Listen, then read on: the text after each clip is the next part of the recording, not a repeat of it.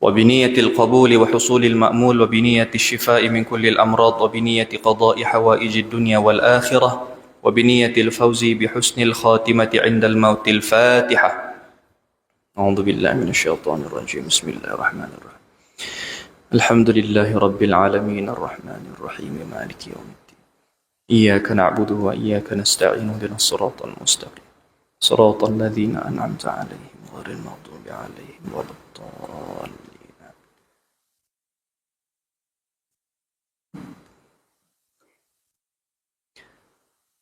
الحمد لله رب العالمين والصلاة والسلام على أشرف الأنبياء والمرسلين وعلى آله وأصحابه أجمعين. اللهم صل وسلم على سيدنا محمد طب القلوب ودوائها وعافية الأبدان وشفائها ونور الأبصار وضيائها وقوت الأرواح وغذائها وعلى آله وأصحابه ومن سار على دربه إلى يوم الدين وعلينا معهم وفيهم برحمتك يا أرحم الراحمين. سبحانك لا علم لنا إلا ما علمتنا إنك أنت العليم الحكيم. رب اشرح لي صدري ويسر لي أمري واحلل عقدة من لساني يفقه قولي سدد لساني واهد قلبي بحق جدنا سيد المصطفى رسول الله صلى الله عليه وعلى آله وأصحابه وبارك وسلم. أما بعد. السلام عليكم ورحمة الله وبركاته.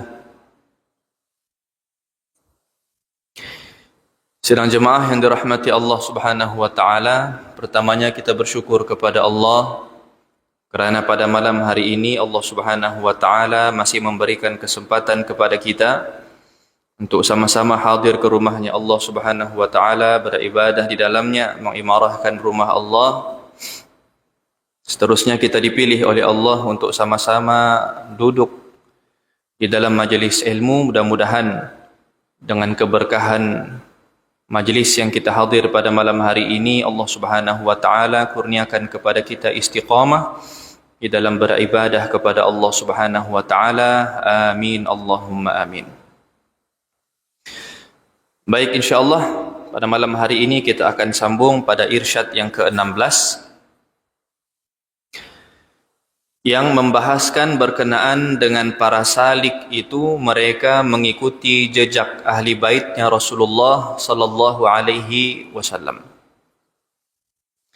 Jadi seorang salik itu mereka ini mengikuti jejak ahli baitnya Rasulullah sallallahu alaihi wasallam. Ikut yang macam mana?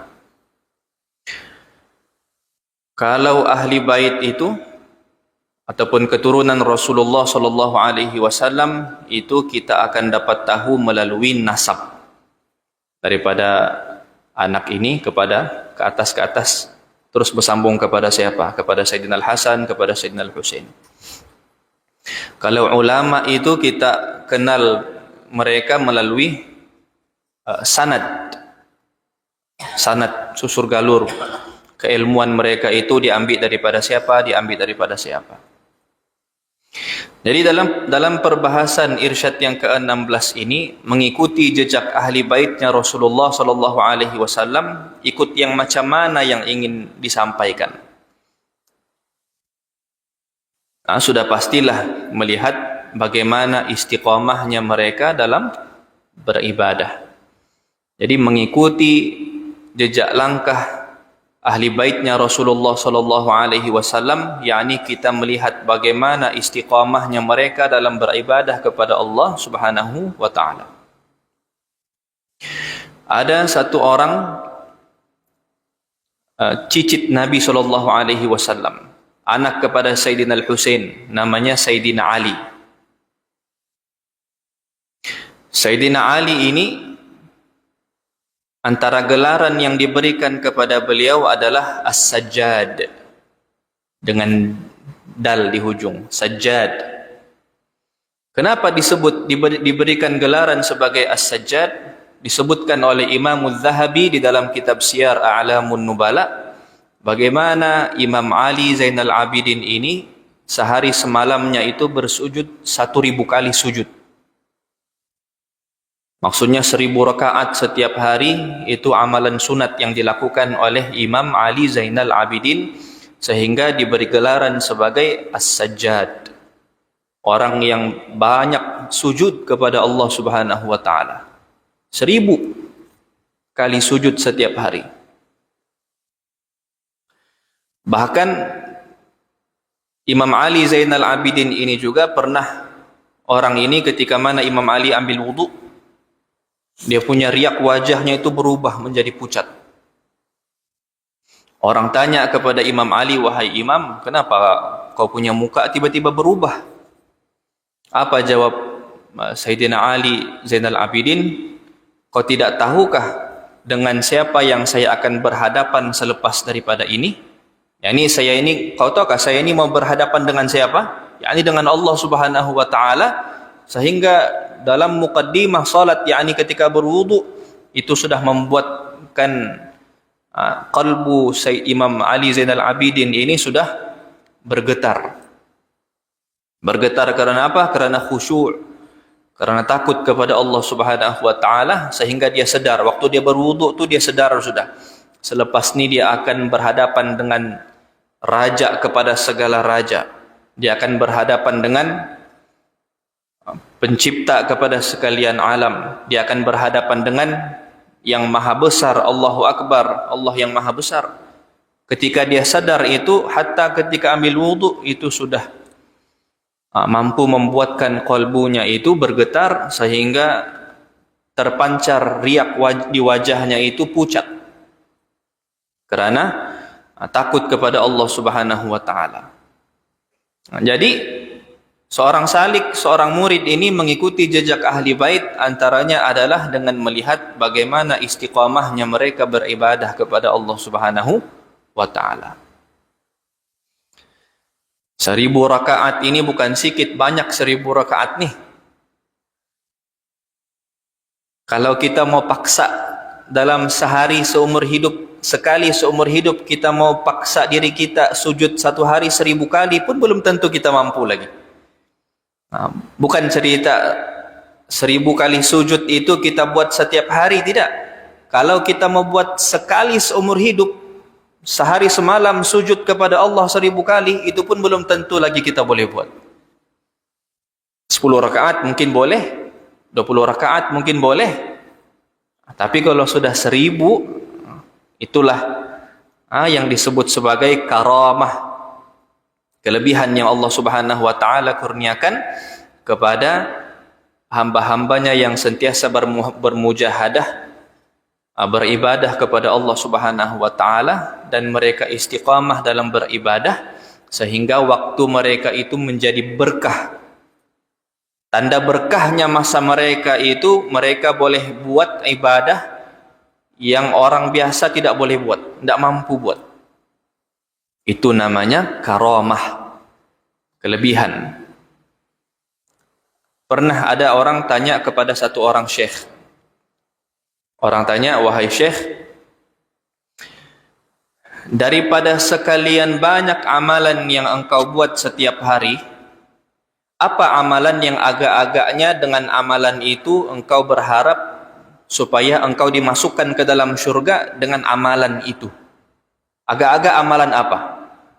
Kemudian kata syekh itu mengatakan, "Tidak lain dan tidak bukan adalah 2 rakaat yang saya tunaikan di tengah malam, yang ibadah 2 rakaat ini sunyi daripada pandangan istri, sunyi daripada pandangan anak-anak, yang telah aku lakukan selama 40 tahun. 2 rakaat dilakukan setiap malam, yang tidak dilihat, yang maksudnya istrinya tidak tahu, anak-anaknya tidak tahu, yang telah dia istiqamah melakukan itu selama 40 tahun.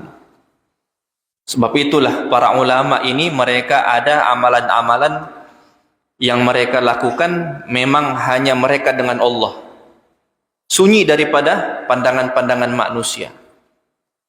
Kalau ceramah tuan-tuan, nampak saya bercakap di depan. Kalau kita salat berjamaah, kita punya jamaah, nampak kita salat di masjid. Kalau kita baca Al-Quran di masjid, orang-orang yang singgah datang mungkin nampak kita tengah baca Quran. Jadi kita kena buat satu amalan yang memang amalan itu hanya kita dengan Allah Subhanahu wa taala semata-mata. Itulah antara amalan para salihin, para salafun salih yang mereka lakukan, sehingga dengan amalan itu mereka harap menjadi asbab syafaat mereka dimasukkan ke dalam surganya Allah Subhanahu wa taala. Tidak payah banyak-banyak. Kata orang soleh ini, orang soleh ini 2 rakaat. 2 rakaat yang sunyi daripada pandangan, hatta pandangan istri dan anak-anak.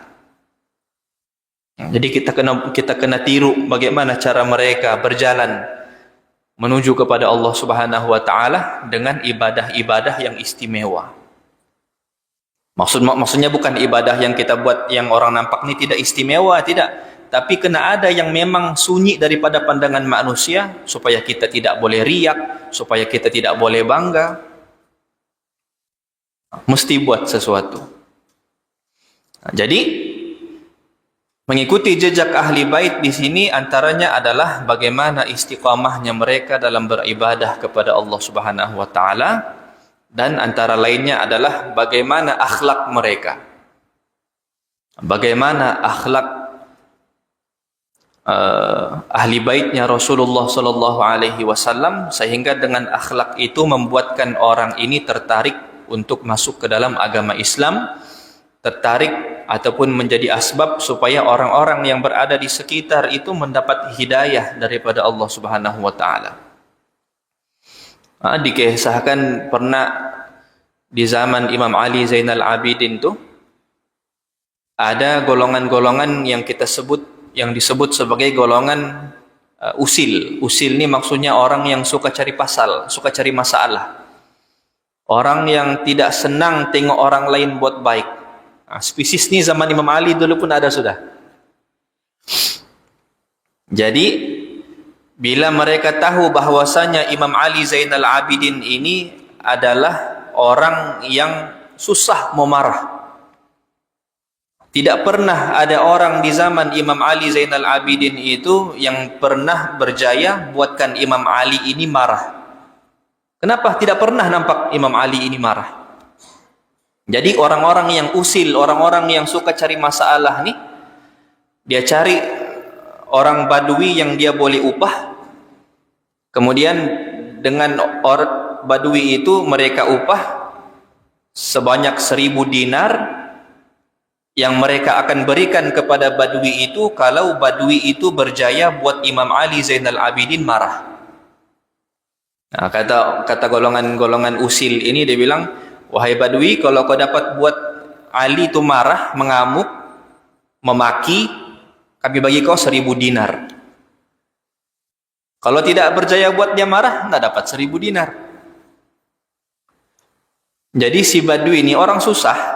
Bila orang susah ini, bila sudah pikir 1000 dinar, wih banyak duit 1000 dinar. Jadi KPI dia waktu itu apa dia? Bagaimana dia boleh berjaya buat Imam Ali ini marah, mengamuk. Jadi datanglah si Badui ini di hadapan Imam Ali Zainal Abidin, kemudian dia melaksanakan tugasnya. Dia buat apa? Dia memaki, dia mencarut, dia keluarkan kata-kata kesat, kata-kata nista, dengan harapan supaya Imam Ali ini trigger dengan makian-makian si Badui ini. Dan ternyata sudah maki begitu pun tetap tidak marah juga Imam Ali Zainal Abidin. Jadi si Badui ini risau dia. Dia bilang, alamak, kalau tidak marah, tidak dapatlah 1000 dinar.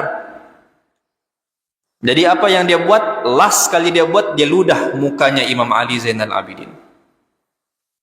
Orang yang sudah habis kata-kata, tidak tahu apa sudah kalimat yang mau diungkapkan, akhirnya jalan buntu, maka dia memilih jalan yang terakhir, yaitu meludah mukanya Imam Ali Zainal Abidin. Adakah setelah diludah itu Imam Ali marah? Tidak juga. Bingung si Badui ini. Kenapalah ada orang yang sebegini sabar, dimaki tidak marah, hatta diludah pun tidak marah. Kemudian Imam Ali mengusap ludah Badui itu, kemudian Imam Ali pun jalan. Seolah-olah tidak ada apa-apa yang berlaku dengan Imam Ali. Hakadha akhlaq. daripada pentarbiyahan datuk mereka Rasulullah sallallahu alaihi wasallam itu diwarisi oleh cucu cicit ahli keluarganya Rasulullah sallallahu alaihi wasallam. Orang-orang yang nampak kejadian itu bagi tahu si Badui, "Wahai Badui, kau tidak tahukah siapa yang kau maki, siapa yang kau ludah?" Kata si Badui itu, "Mana saya tahu, dalam fikiran saya ini mau 1000 dinar aja." Itu cucu cicit Rasulullah sallallahu alaihi wasallam tuh. Bila dengar begitu, si Badui rasa bersalah, dia kejar Imam Ali Zainal Abidin, dia mengatakan, "Wahai Imam, saya minta maaf, saya tidak kenal kepada Imam." Sebab dulu bukan macam sekarang. Sekarang kalau kita mau tengok rupa ulama, kita boleh type nama dia. Al-Fadil Ustaz Abdul Somad contoh. Ada muka, oh ini Ustaz Abdul Somad. Habib Ali Zainal Abidin Al-Hamid, oh ini Habib Ali Zainal Abidin Al-Hamid. Kalau dulu mana ada telepon mau cek Imam Ali Zainal Abidin, mana ada telepon dulu. Jadi si Badui itu bilang apa dia, "Wahai Imam, saya minta maaf begini. Saya ini diupah oleh orang-orang di sana tuh supaya buat engkau marah. Kalau berjaya buat engkau marah, mereka akan bagi saya 1000 dinar." Kata Imam Ali mengatakan, "Kenapa tidak bagi tahu dari awal? Kalau bagi tahu dari awal, tidak perlu kau maki saya, tidak perlu kau ludah saya bagi kau 1000 dinar. Tidak payah buat apa-apa kerja, dapat 1000 dinar. Dibawa balik ke rumahnya Imam Ali Zainal Abidin, dibagi 1000 dinar. Begitu akhlak. Jadi mengikuti jejak langkah ahli baitnya Rasulullah sallallahu alaihi wasallam itu kita lihat dari segi istiqamahnya mereka. Kemudian bagaimana akhlak mereka bergaul dengan orang-orang di sekitar, sehingga dengan akhlak itu membuatkan orang tertarik dengan Islam, tertarik dengan agama yang dibawa oleh baginda Rasulullah sallallahu alaihi wasallam. Bahkan pernah satu hari Sayyidina Al-Hasan itu waktu naik kuda, ada sekumpulan orang-orang miskin yang tengah makan. Dorang makan itu satu keping roti yang berada di atas tanah. Duduk dorang ramai-ramai, orang-orang miskin ini duduk di atas tanah makan roti kering. Waktu Sayyidina Al-Hasan itu lalu, satu orang daripada orang miskin itu diajak Imam Hasan, "Wahai Sayyidina Al-Hasan, marilah jemputlah makan sekali sama-sama kami. Kalau kita tidak akan memakan orang miskin makan di atas tanah, mungkin kotor, mungkin jijik." Tapi itu tidak berlaku kepada Sayyidina Al-Hasan. Apa yang dia buat? Dia turun daripada kuda dia duduk bersama-sama dengan mereka di atas tanah, dan dia menjamah makanan itu bersama-sama dengan orang-orang miskin. Kenapa? Karena tidak ada rasa sombong dalam diri dengan mengatakan, "Saya ini keturunan Rasulullah, tidak akan saya mau makan di lantai, tidak akan saya mau makan di bawah dengan orang-orang miskin." Sedangkan Rasulullah mencontohkan mengasihi orang-orang miskin dan minta mati dalam keadaan miskin dan dibangkitkan bersama dengan para masakin, orang-orang miskin. Dan itulah yang diwarisi oleh Sayyidina Al-Hasan. Dia duduk bersama, dia makan. Setelah selesai makan, dia bangun, dia naik kuda dia mengatakan, "Saya sudah memenuhi jemputan kalian, lepas ini kalau saya jemput kamu, kamu datang juga." Kata Sayyidina Al-Hasan. Dia pun atur masa-masa begini, sediakan makanan yang terbaik, kemudian dijemput orang-orang miskin itu. Sayyidina Al-Hasan menghidangkan kepada mereka makanan-makanan yang terbaik untuk orang makan. Itu namanya apa? Akhlak. Tidak ada rasa, saya ustaz, tidak akan saya mau makan dengan orang-orang yang mungkin tidak sholat. Contohlah begitu. Tidak ada begitu pada orang-orang yang mengikuti jejak langkahnya keturunan Rasulullah sallallahu alaihi wasallam. Baru mukaddimah. Ini mau isya sudah. Baik, Allah Subhanahu wa taala berfirman, "Rahmatullahi wa barakatuhu alaikum ahlal bait, innahu Hamidum Majid." Rahmat Allah dan keberkahannya ke atas kamu wahai ahli bait, Sesungguhnya dia maha terpuji lagi maha mulia. Kemudian Sayyidina Jabir bin Abdullah radhiyallahu anhu berkata, aku telah melihat baginda Rasulullah sallallahu alaihi wasallam. Jadi Sayyidina Jabir bin Abdullah ini antara sahabat-sahabat awal baginda Rasulullah yang prihatinnya itu sangat tinggi kepada Rasulullah sallallahu alaihi wasallam. Sayyidina Jabir bin Abdullah ini prihatin dia kepada Rasulullah itu sangat hebat. Pernah satu ketika kaum muslimin bersama dengan Rasulullah sallallahu alaihi wasallam, dan kaum muslimin ini mereka menggali parit di kota Madinah. Khandak itu parit besar. Jadi ketika itu karena kaum muslimin sibuk menolong Rasulullah untuk menggali parit, sehingga makanan itu tidak cukup, dan Rasulullah dan juga para as-sahabah ketika itu berada dalam keadaan lapar. Ada sahabat yang sehari tidak makan, ada sahabat yang 2 hari tidak menjamah makanan, bahkan baginda Rasulullah dan beberapa orang sahabat lagi itu 3 ke 4 hari tidak makan, hanya minum air. Bila tengah korek-korek menggali parit itu, para sahabat jumpa ada satu ketulan batu yang besar, sehingga sahabat ini mau kasih pecah pun tidak boleh. Kenapa? Terlampau keras batu itu. Akhirnya bagi tahu kepada baginda Rasulullah sallallahu alaihi wasallam, kemudian Rasulullah sendiri yang datang ke batu itu dan Rasulullah mengetuk. Waktu Rasulullah ketuk itulah tersingkap bajunya Rasulullah, sehingga para sahabat nampak ada 2 biji batu yang Rasulullah ikat di perut baginda Rasul sallallahu alaihi wasallam untuk tahan sakitnya lapar itu, supaya tidak masuk angin. Baginda Rasulullah ikat di perut itu dengan 2 biji batu. Sayyidina Jabir bin Abdullah dia nampak begitu, tahu dia yang bahwa Rasulullah itu dalam keadaan lapar, dia lari balik ke rumah. Bila balik ke rumah, dia tanya kepada istri dia, wahai istriku, di rumah kita ini ada apa-apakah tidak yang boleh dimakan? Kata istrinya mengatakan, ada sedikit gandum dan seekor anak kambing. Ada sedikit gandum, kemudian seekor anak kambing.